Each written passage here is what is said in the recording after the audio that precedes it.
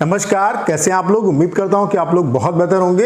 SSC MTS 2024 वाले जो aspirant हैं उनके लिए वीडियो बहुत ज़्यादा हेल्पफुल होने वाला है। जिन एस्पिरेंट का एग्जाम हो चुका है वो ये जानना चाहते हैं कि कट ऑफ कितनी किया जा सकती है, तो एक्सपेक्टेड जो कट ऑफ है उसका एक रफली आइडिया मैं आपको देने वाला हूँ। उसके अलावा इस पॉइंट पर बात करेंगे कि कौन कौन से जो फैक्टर हैं वो कट ऑफ को अफेक्ट करते हैं, कितना आपका कैटेगरी वाइज राय स्कोर बनना है ताकि आप अपने आप को सेफ समझ सकते हैं। ठीक है, उसके अलावा अभी कौन कौन से वेरिएशन हो सकते हैं इसके बारे में बात करेंगे। उसके अलावा जिन एस्पिरेंट का एग्जाम अभी तक नहीं हुआ है वो ये जानना चाहते हैं कि सेफ अटेम्प्ट क्या रहेगा, ओवरऑल एग्जाम का लेवल कैसा आ रहा है। ठीक है, जो आपका सिलेक्शन होगा वो सेशन 2 के बेस पे होगा, उसमें इंग्लिश का लेवल कैसा आ रहा है, कहाँ से क्वेश्चन आ रहे हैं, उसके अलावा जीके जीएस में कैसा लेवल आ रहा है। ठीक है, तो इसके बारे में बात करेंगे। तो कहने का मतलब ये है कि आप सभी एस्पिरेंट के जिनका एग्जाम हो चुका है और जिनका होने वाला है उन सभी के सभी क्वेश्चन का जो आंसर है वो आपको इस सिंगल वीडियो में मिलने वाला है। बाकी जीके जीएस में कौन से टॉपिक आपके लिए इंपॉर्टेंट है, किन टॉपिक पे आपको काम करना है,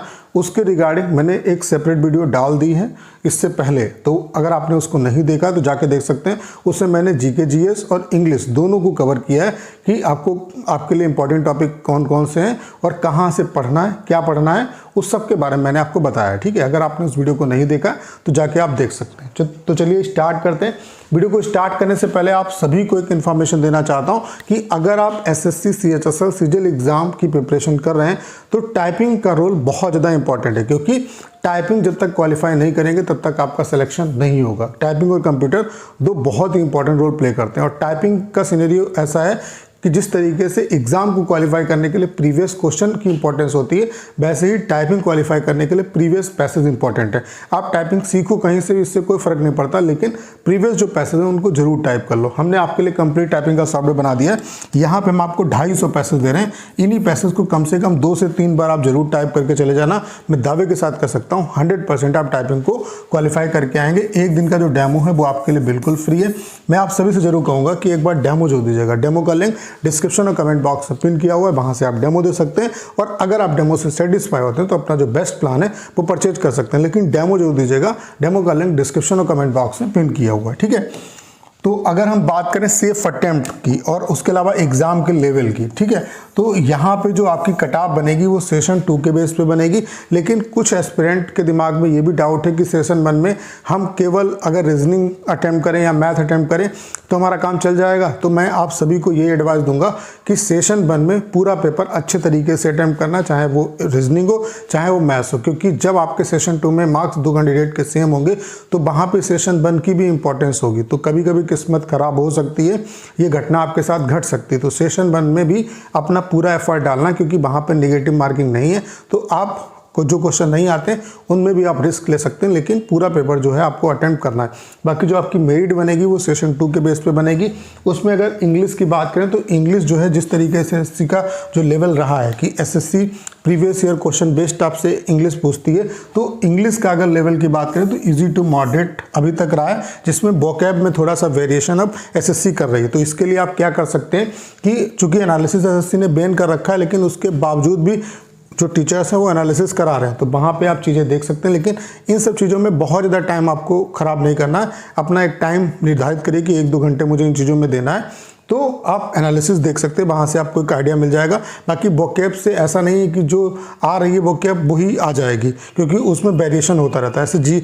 ऐसे जीके जीएस में भी ऐसा ज़रूरी नहीं कि जो पेपर में आ रहा है उससे रिलेटेड चीज़ें आ सकती हैं, लेकिन मतलब मैथ्स में क्या होता है कि सिर्फ डिजिट चेंज होती है, वहाँ पे आप चीज़ें कर सकते हैं, लेकिन इंग्लिश और जीके जीएस में इतना आइडिया नहीं लगता। ठीक है, बाकी मैं आप सभी को राय यही दूंगा कि एनालिसिस जो है इसमें बहुत ज़्यादा हेल्पफुल नहीं होगा। बाकी आप आइडिया के लिए देख सकते हैं।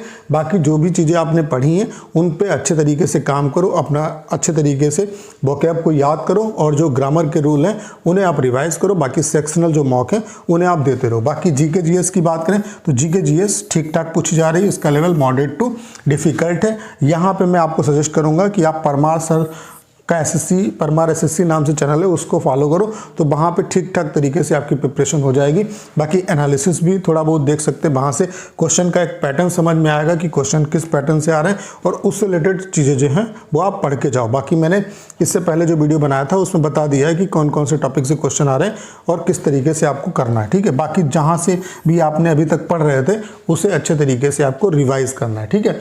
अगर हम बात करें अटेम्प्ट की अटेम्प्ट सेफ अटेम्प्ट आपके लिए क्या रह सकता है, देखो आपको ही पता है यहाँ पे एमटीएस का सिनेरियो क्या है कि यहाँ पे जो UR OBC EWS SC ST की जो कट ऑफ है इसमें बहुत ज़्यादा डिफरेंस नहीं रहता है। इवन यूआर ओबीसी और ईडब्ल्यूएस की कट ऑफ में तो बहुत कम रहता है, एससी एसटी में थोड़ा बहुत मार्जिन रहता है, लेकिन उतना नहीं रहता है जितने अदर एग्जाम में देखने को मिलता है, ठीक है। तो यहाँ पे क्या है कि चाहे यूआर ओबीसी वाले ईडब्ल्यूएस वाले बच्चे हो या एससी एसटी वाले हो, सभी को सेम मतलब वो सेम पोजीशन पे है, ठीक है। बहुत ज़्यादा कट ऑफ में वेरिएशन नहीं रहेगा। तो अगर हम सेफ अटेम्प्ट की बात करें तो अगर पेपर ठीक ठाक आ रहा है, देखो आपको पता है कि पेपर ठीक आए या ना आए, फिर भी स्टूडेंट मार्क्स अच्छे लाते हैं, क्योंकि भाई अच्छे स्टूडेंट है तभी तो आप देख रहे हो कि कट ऑफ इतनी अच्छी जा रही है, ठीक है। अगर हम 2022 की बात करें तो वैकेंसी 12,000 के आसपास थी, 12,000 प्लस थी, 11,000 पे 11,000 समथिंग वैकेंसी पे फाइनल रिजल्ट आया था। उसमें भी नॉमिनेशन के बाद यूआर की कट ऑफ 125 थी मिनिमम कट ऑफ, बाकी मैक्सिमम कट ऑफ तो बहुत जाती है, ठीक है। ऐसे ही अगर आप यहाँ पे 23 में देखेंगे तो 23 में तो मैक्सिमम जो कट ऑफ है वो 150 से ऊपर भी गई है आफ्टर नॉमिनेशन। तो स्टूडेंट जो है वो अच्छा स्कोर करते हैं, ये तो बात आपको पता है। और यहाँ पे क्वेश्चन ठीक ठाक आपको अटेम्प्ट करने होंगे, ऐसा नहीं है कि जैसे कि यूआर कैटेगरी में आप 30 क्वेश्चन अटेम्प्ट करके आओ, आप सोचो कि आपका हो जाएगा। भाई अगर 30 क्वेश्चन पे पहुंच रहे हो आप, तो फिर आपको 10-15 क्वेश्चन का रिस्क लेना चाहिए। कैलकुलेटिव रिस्क जो है आप ले सकते हो, थोड़ा सा दिमाग लगाओ और फिर लो, क्योंकि 30 क्वेश्चन अगर करके आ रहे हो तो सिलेक्शन वैसे भी नहीं होना है, कितना भी पेपर टफ हो। तो 30 क्वेश्चन में तो होगा ही नहीं। तो 30 क्वेश्चन अगर मतलब हो रहे हैं तो फिर वहाँ पे आपको रिस्क लेने की ज़रूरत है, क्योंकि आप वैसे भी मतलब आपके पास कुछ नहीं है। अगर हो सकता है कि तुक्का अगर सही बैठ गया आपका, और मतलब तुक्का एकदम तुक्का नहीं लगाना है, थोड़ा सा दिमाग भी लगाना है, तो चीज़ें हो सकती है, ठीक है। तो सिनेरियो यहाँ पे एमटीएस में थोड़ा सा अलग है। तो यूआर ओबीसी ईडब्ल्यूएस वाले जो एस्पिरेंट हैं उनको मैं यही कहूँगा कि 40 से ऊपर का आप टारगेट लेके चलो। अगर 40 क्वेश्चन ठीक ठाक, जैसे कि मान लेते हैं 37, 38, 40 के आसपास पहुँच जाते हो, ठीक है, तो फिर आपको बहुत ज़्यादा रिस्क लेने की ज़रूरत नहीं है। 1-2 क्वेश्चन में आप कैलकुलेटिव रिस्क ले सकते हो, ठीक है। बाकी 40 कोशिश ये करो कि 40 से ऊपर ही आपको क्वेश्चन जो है वो अटेम्प्ट करने हैं, क्योंकि इसमें फिर आपके थोड़े बहुत गलत भी होंगे। बाकी एससी एसटी में थोड़ा सा आप कम मान सकते हो, लेकिन मैं सभी के लिए कहूँगा कि 40 को टच करने का आपको प्रयास करना है, ठीक है। बाकी ऊपर जितना जा सको वो आपके लिए बेहतर है। बाकी अगर बहुत कम, जैसे मान लेते हैं 30 ही, सभी कैटेगरी के लिए मैं बता रहा हूँ, अगर 30 ही क्वेश्चन अटेम्प्ट कर पा रहे हो तो भाई रिस्क लो 10 क्वेश्चन का, क्योंकि फिर सिलेक्शन तो ऐसे भी नहीं होना। तो अगर रिस्क से हो सकता है कि आप कहीं ना कहीं क्वालिफाई कर जाएं, तो ये आपके लिए अटेम्प्ट रहेगा। 40 आप एक थ्रेशोल्ड मान के चलो कि 37, 38, 40, इससे कम आपका नहीं होना चाहिए पेपर। अगर 37, 38, 40 अगर सही पहुंच जा रहे हो, फिर भी 2-4 क्वेश्चन में आप जो है वो कैलकुलेटिव रिस्क ले सकते हो, ठीक है। तो सेफ अटेम्प्ट चीज़ें जो हैं वो आपको समझ में आ गई होंगी, ठीक है। बाकी अगर हम कट ऑफ की बात करें, कट ऑफ कितनी क्या रह सकती है, तो देखो कट ऑफ का आइडिया अभी लगाना उतना पॉसिबल नहीं है। बाकी मैं आपको एक रफली आइडिया दे दूंगा कि कितना राय स्कोर आपका बनना है कैटेगरी वाइज, ताकि आप अपने आप को सेफ समझ सकते हो। तो कट ऑफ कई चीज़ों पर डिपेंड करती है। अभी आपका 5 दिन का एग्जाम ओवर हुआ, अभी कई शिफ्ट में आपका एग्जाम होना बाकी है, तो ओवरऑल एग्जाम का लेवल कैसा रहता है, ठीक है। अब यहाँ पे क्या है कि इतनी शिफ्ट में एग्जाम होगा तो नॉमिनेशन का भी एक अच्छा खासा इम्पैक्ट पड़ेगा। अभी हो सकता है कि अगर बहुत ज़्यादा पेपर हार्ड आए और हार्ड और इजी शिफ्ट के बीच में नॉमिनेशन में 20 से 25 नंबर का गैप हो, तो हो सकता है कि यूआर कैटेगरी वाला जो बच्चा है उसके 105 अगर बनने, तो नॉमिनेशन के बाद वो 130 पहुँच जाए, तो आपका राय स्कोर वो शिफ्ट वाइज आपका वेरी करेगा, ठीक है। तो वो सारे फैक्टर आपको यहाँ पे देखने पड़ेंगे। बाकी एक आइडिया मैं जरूर दे दूंगा आपको।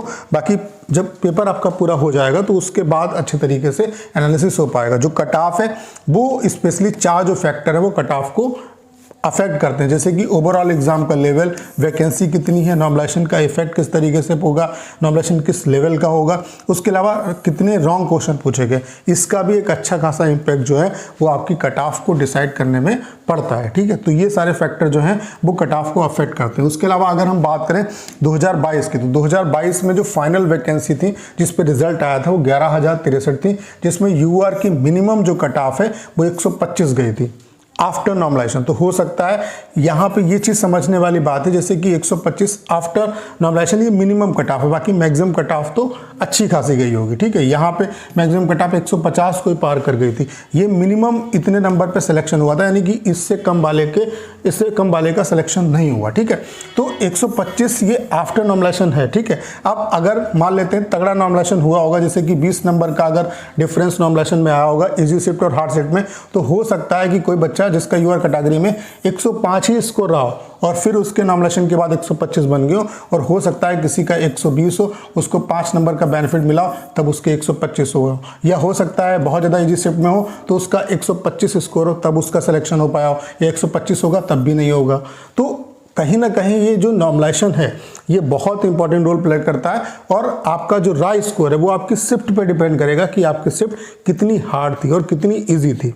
तो ये चीज़ें आपको समझ में आ गई। तो ऐसा कोई नहीं कह सकता कि 110 115 पे हो जाएगा, तो वो नॉर्मलाइजेशन का फैक्टर डिसाइड करेगा कि आप 105 पे सेफ है, कोई बच्चा हो सकता है 105 पे सेफ हो, कोई 110 पे, कोई 115 पे, कोई 120 और कोई 125 पे सेफ हो, ठीक है।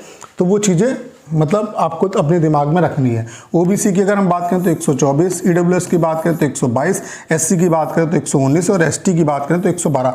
तो यहाँ पे आप देख सकते हैं कि यूआर, ओबीसी और ईडब्ल्यूएस में बहुत डिफरेंस नहीं है। ओबीसी की कट ऑफ 1 नंबर कम, ऐसे ही ईडब्ल्यूएस की कट ऑफ, उसके अलावा अगर चूंकि यहाँ पे कट ऑफ स्टेट वाइज जाती है तो हो सकता है किसी स्टेट में आप देखोगे तो ईडब्ल्यूएस की कट ऑफ ओबीसी से ज़्यादा है, या यूआर की कट ऑफ जो है ओबीसी की कट ऑफ यूआर से ज़्यादा है। तो वो चीज़ें आपको देखने को यहाँ पे मिलेंगी। तो पार्टिकुलर जो स्टेट है, स्टेट वाइज आपकी कट ऑफ निकलती है, तो यहाँ पे उसकी वैकेंसी पे भी वो डिपेंड करेगा, ठीक है। ईडब्ल्यूएस की कट ऑफ में आप देख सकते हैं कि यूआर की कट ऑफ से 3 नंबर का डिफरेंस है। भाई अगर यूआर और एससी का डिफरेंस देखेंगे तो 6 नंबर का है, यूआर और एसटी का डिफरेंस देखेंगे आप तो 13 नंबर का डिफरेंस है यहाँ पे, ठीक है। ऐसे ही अगर हम 2023 की बात करें, 2023 में आप देख सकते हैं वैकेंसी 1762 थी, केवल 1762 थी फाइनल वैकेंसी, यहाँ पे इतनी वैकेंसी थी। इसके बावजूद भी आप देख रहे हैं कि कट ऑफ में केवल 7 नंबर का इंक्रीजमेंट देखने को मिला। तो यहाँ से ये चीज़ भी डिसाइड हो जाती है कि जिस एग्ज़ाम की आप कट ऑफ निकाल लो उसमें वैकेंसी के अलावा एग्ज़ाम का जो लेवल है वो भी एक इंपॉर्टेंट रोल प्ले करता है। अगर मान लेते हैं लेवल बहुत ज़्यादा और हाई आता है तो फिर आपकी जो कट ऑफ है, जैसे यहाँ पे 125 आफ्टर नॉर्मलाइजेशन है, हो सकता है कि पेपर का लेवल अच्छा आने वाले टाइम में आपको देखने को मिले, तो हो सकता है कि इससे भी कम कट ऑफ है। तो पेपर का लेवल भी एक इंपॉर्टेंट रोल प्ले करता है। तो यहाँ पे यूआर की जो आफ्टर नॉर्मलाइजेशन कट ऑफ गई थी, मिनिमम जो सिलेक्शन हुआ था वो 132 नंबर पे हुआ था, ओबीसी का 131.5 पे हुआ था, ईडब्ल्यूएस का 131.8 पे हुआ था, एससी का 127.5 पे हुआ था, एसटी का 122 पे हुआ था। तो यहाँ पे आप देख सकते हैं यूआर, ओबीसी और ईडब्ल्यूएस में बहुत डिफरेंस नहीं है, बल्कि यूआर और एससी में कंपेयर करोगे तो 5 नंबर का डिफरेंस है, और यूआर और एसटी में कंपेरिजन करोगे तो यहाँ पे 10 नंबर का डिफरेंस है, ठीक है। तो यहाँ पे जो कैटेगरी वाइज है उनमें बहुत ज़्यादा डिफरेंस आपका नहीं रहता, वो स्टेट पे भी डिपेंड करता है और स्टेट की वैकेंसी पे भी डिपेंड करता है, ठीक है। तो ओवरऑल जो सिनेरियो है वो मैंने आपको समझा दिए कि आपका एग्ज़ाम किस शिफ्ट में हुआ, उसका डिफ़िकल्टी लेवल क्या था, वो कहीं ना कहीं डिसाइड करेगा कि कितने राय स्कोर पे आप सेफ अपने आप को मान सकते हो। बाकी एक मोटा मोटी मैं आपको आइडिया दे देता हूँ कि इसीलिए मैंने यहाँ पे आप देख सकते हैं कि रेंज मैंने बहुत हाई लिखी है। अब ऐसा क्यों लिखा है, क्योंकि हो सकता है किसी बच्चे का 110 नंबर है, नॉर्मलाइजेशन का 20 नंबर का उसको बेनिफिट मिले तो उसके मार्क्स 130 हो जाए तो वो कट ऑफ को क्वालिफाई कर जाएगा। ऐसे ही हो सकता है किसी के 120 अगर बनने हैं तो उसको 10 नंबर का फायदा मिले, वो उसके 130 हो जाए, ठीक है। और हो सकता है किसी के 130 ही बने और उसका एक भी नंबर ना बढ़े। तो यूआर, ओबीसी और ईडब्ल्यूएस की एक रेंज में बता रहा हूं कि अगर राय स्कोर 110 से 120 के बीच में बनना है तो कहीं ना कहीं आपके सिलेक्शन की पॉसिबिलिटी रहेगी यहाँ पे। उसके अलावा एससी एसटी कैटेगरी में अगर 105 से 115 के बीच में अप्लाई कर रहे हो तो कहीं ना कहीं ये राय स्कोर के बेस में बता रहा हूँ तो आपके सिलेक्शन की पॉसिबिलिटी रहेगी। बाकी जब सभी शिफ्ट का एग्जाम हो जाएगा तो एक क्लियरिटी हमारे पास आएगी कि किस शिफ्ट का स्कोर कितना बढ़ सकता है और शिफ्ट वाइज कितने राय स्कोर पे आप अपने आप को सेफ समझ सकते हो। बाकी अगर यूआर, ओबीसी और ईडब्ल्यूएस से 110 से 120 की रेंज में मार्क्स आ रहे हैं तो कहीं ना कहीं आप अपने आप को सेफ समझ सकते हो। SC ST में आप इतने अगर इस रेंज में मार्क्स आ रहे हैं तो अपने आप को सेफ समझ सकते हो। तो उम्मीद करता हूं कि जिन बच्चों का एग्ज़ाम हो चुका है उनको भी एक आइडिया लग गया होगा, और जिनका एग्ज़ाम होने वाला है उनको भी एक आइडिया लग गया होगा। बाकी जिन बच्चों का एग्ज़ाम होने वाला है मैं उन सभी को एक एडवाइस देता हूं कि अपने दिमाग में इस चीज़ को निकाल दो कि इतने एस्पिरेंट जो हैं वो एग्ज़ाम दे रहे हैं, ठीक है। उसके अलावा इतनी हाई कट ऑफ जाती है, इन सब चीज़ों को दिमाग से हटा दो। यहाँ पे सिर्फ आपको ये दिमाग लगाना है कि अपना मुझे बेस्ट करना है। बाकी मैंने बता दिया कि सेफ अटेम्प्ट में क्या है कि यहाँ पे कट ऑफ ठीक ठाक जाती है। तो 40 के अराउंड फिगर आप मान के चलो कि 40 क्वेश्चन तक पहुंचना है आपको, ठीक है। मान लेते हैं 30 क्वेश्चन पे ही पहुंच पा रहे हो, तो फिर आपको रिस्क लेना पड़ेगा क्योंकि सिलेक्शन वैसे भी आपका नहीं हो रहा। तो चीज़ें आपको समझ में कहीं ना कहीं हद तक आ गई होंगी कि किस तरीके से आपको चीज़ों को हैंडल करना है। बाकी अगर आप SC ST कैटेगरी से हैं तो उसमें भी बहुत ज़्यादा डिफरेंस UR OBC और EWS की कंपेयर में नहीं पड़ेगा, ठीक है। बाकी अगर आप CHSL CGL एग्ज़ाम की प्रिपरेशन कर रहे हैं और यहाँ पे आपका अच्छा स्कोर है, तो आप ये जो टाइपिंग के पैसेज यहाँ पे हम आपको 250 दे रहे हैं, ये प्रीवियस पैसेज हैं सारे के सारे। इनको कम से कम 2 से 3 बार प्रैक्टिस जरूर कर लो लास्ट टाइम पे। मैं दावे के साथ कह सकता हूँ 100% आप टाइपिंग को क्वालिफाई करके आएंगे। एक दिन का जो डेमो है वो आपके लिए बिल्कुल फ्री है। मैं आप सभी से जरूर कहूँगा कि एक बार डेमो जरूर दीजिएगा। डेमो का लिंक डिस्क्रिप्शन और कमेंट बॉक्स में पिन किया हुआ है, वहाँ से आप डेमो दे सकते हैं। और अगर आप डेमो से सेटिस्फाई होते हैं तो अपना जो बेस्ट प्लान है वो परचेज कर सकते हैं। उम्मीद करता हूँ सारी जानकारी आप बहुत अच्छे तरीके से समझ पाए होंगे। करना क्या है, इस वीडियो को शेयर करना है। उसके अलावा अगर आप चैनल पर नए हैं और आपने अभी तक इसे सब्सक्राइब नहीं किया है तो प्लीज़ चैनल को सब्सक्राइब करना मत भूलिएगा।